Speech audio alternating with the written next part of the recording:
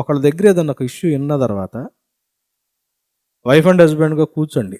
లేకపోతే ఎవరన్నా ఒక మెంటార్ ఉంటే వాళ్ళతో కూర్చోండి. వ్యక్తిగతంగా ప్రార్థనలో కూర్చోండి.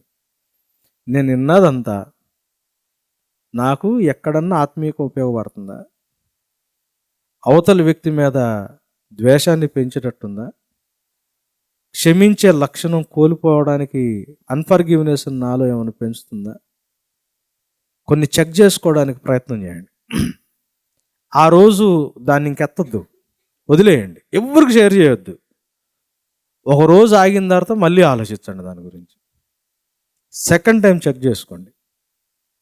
అసలు నేను కొన్ని అశ్వినితో కూడా చెప్పను, గంటలు గంటలు వినాల్సి వస్తుంది, చెప్పను. మీరు గమనించండి, ఒక వ్యక్తి యొక్క పర్సనల్ ఇష్యూ మనకు తెలిసింది అని అంటే దాన్ని ఎంత జాగ్రత్తగా ఉంచుకుంటున్నావో దాంట్లో మన క్యారెక్టర్ ఏంటో, మన స్వభావం ఏంటో అర్థమైపోద్ది.